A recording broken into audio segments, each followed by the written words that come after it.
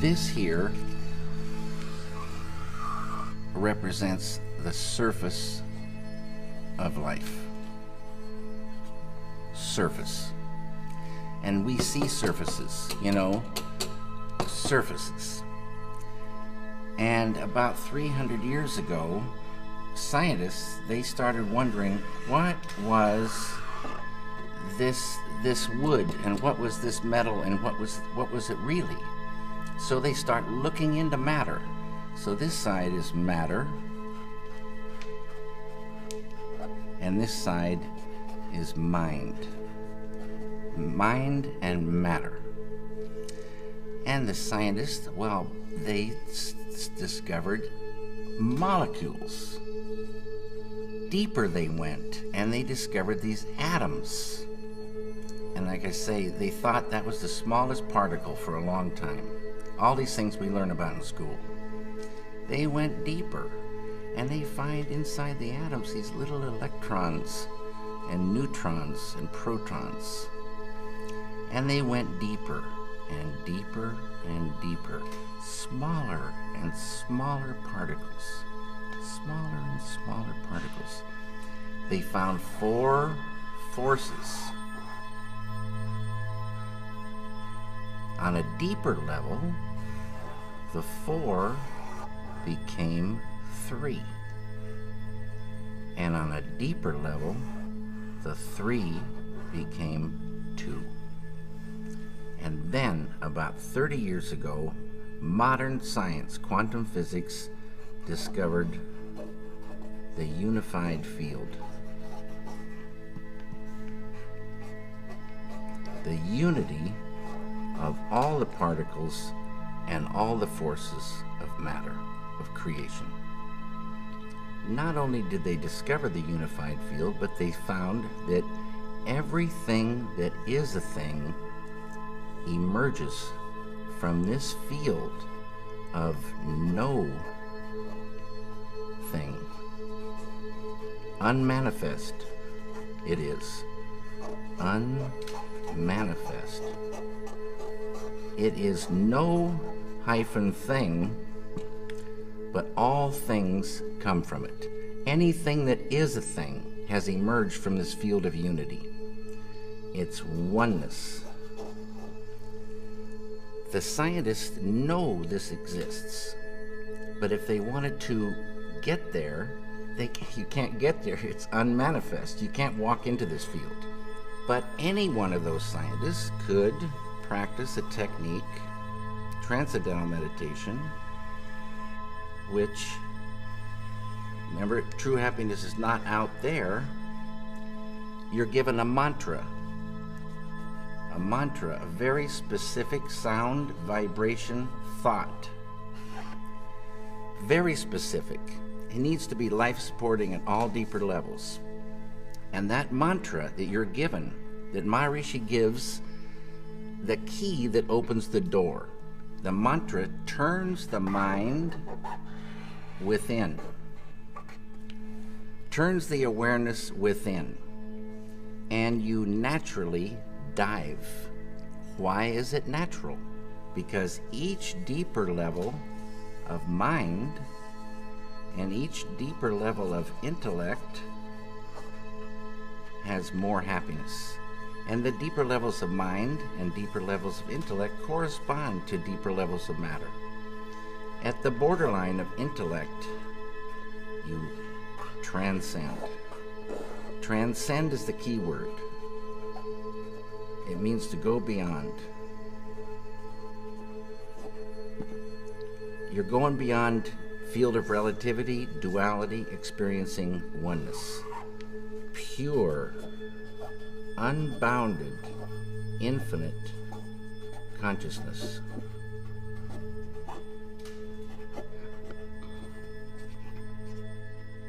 This consciousness has qualities: infinite creativity,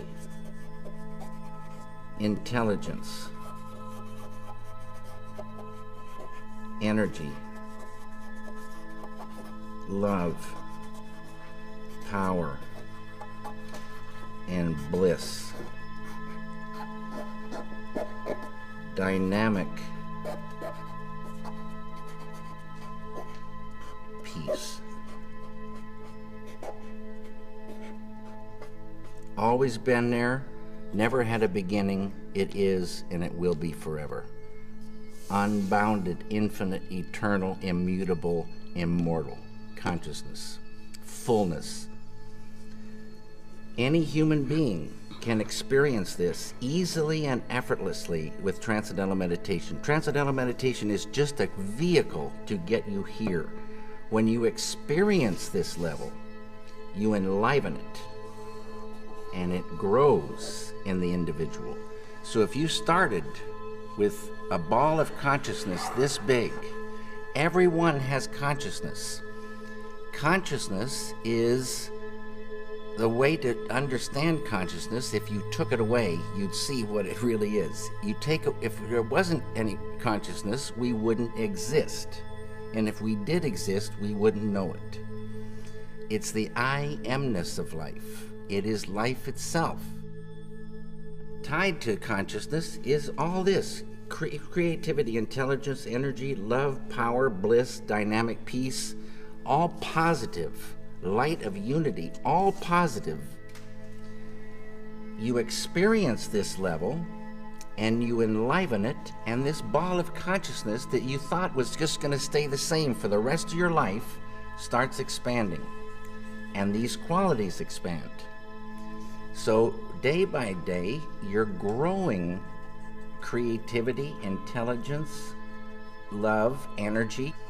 And this ball of consciousness is now expanding, and you're owning unconscious or subconscious more and more and more. Side effect of the growth of this consciousness is negativity starts to recede. Tension. I write all these things. Stress. Anxiety. Sorrow, depression, anger, hate, fear, all starts to go. Can't live in the light of this. In schools, when there's stressed anxiety, horror stories, depression, so many people on pharmaceutical drugs, suicides, shootings, stabbings, you give a student this technique. It's easy to do. It's not concentration, it's not contemplation. Concentration, contemplation keep you right on the surface. You're not transcending. It's this field that does everything for the human being. This field. And you experience this field when you really get there and transcend. This is transcendental consciousness. It's, there's so many names for this field. The Tao, Kingdom of Heaven, all these names for this one field, the absolute, totality. In Vedic language, this field is called Atma. A-T-M-A, means the self, with a capital S. Know thyself. Get there. Know it by being it. Unfold it. And what you're doing is unfolding your full potential as a human being. Your full potential of the beautiful human being is called enlightenment. And people can unfold their enlightenment. And then you are not angry anymore? I told you, that anger lifted away without trying. Poison to the artist, poison to the environment, poison to the human being, lifts away without trying. But it's not that you become numb and sleepy and don't want to work. You get more energy, more enjoyment of the doing. And negativity lifting means that conduit of the flow of ideas, the flow of creativity, is not cramped by that. Negativity restricts that flow. So, and you can still have righteous anger, being very strongly for something or against something, beautiful. But the kind of anger that is just bitter, just like selfish kind of anger, No one wants to be around this kind of person, and the person's poisoning himself. The person can't work so good. That's mind control. Negativity is really mind control. Depression controls the mind now. Can't work. Anger controls the mind. You can't work. Sorrow. Some people hold sorrow for years. And you want to visit them and cheer them up, but it doesn't do anything. You get them the chance to transcend and watch what happens. Sorrow will lift away. They'll be back on the road. You started 34 years ago to go deeper and deeper into that spiritual journey, but it's lately only that you decided to go public about it more and more. What was the ignition point, or in your life or in the world, that made you want to talk about it? What happened? This right here. Water the Root Peace Creating Group. This one here, I don't know where Over there. This is the individual here, and the same phenomenon happens with a group. Lots and lots of people, square root of 1% of a population. So, like I said, for France, 750 to 1,000 do the thing. A group, quadratically more powerful than the same number scattered about. And this is a thing, like my friend Dr. John Hagelin says, if you have two loudspeakers and they're separated, you have one volume, you put the two next to each other and you got the equivalent of 4 loudspeakers. You put 3, you've got suddenly the 9. It's called constructive interference. It's a real thing. A group, close, doing the program, advanced techniques.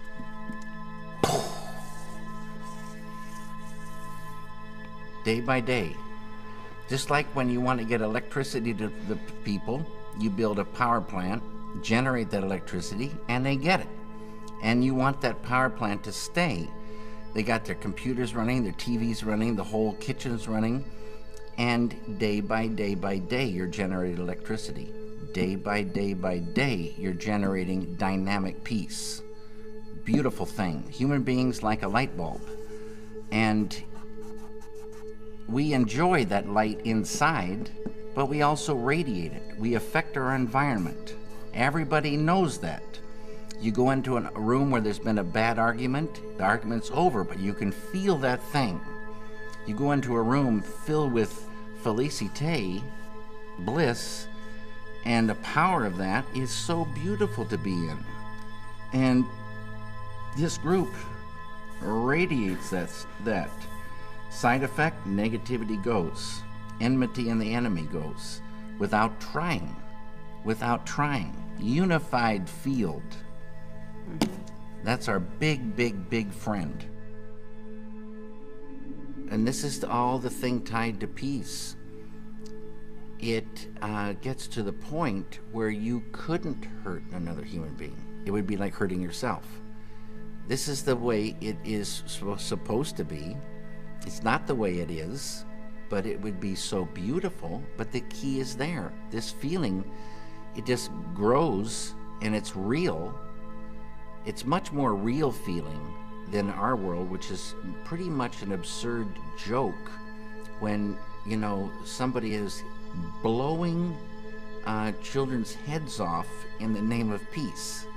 It's a sadness. It's the old way. And now there is a new way to real peace, and nothing to do with killing. And so it's reached a point where you just wouldn't ever think to hurt another human being. And you travel in real peace. You travel and you meet friends, not enemies. The light of unity destroys the enmity in an enemy, destroys negativity. There's no more enemy.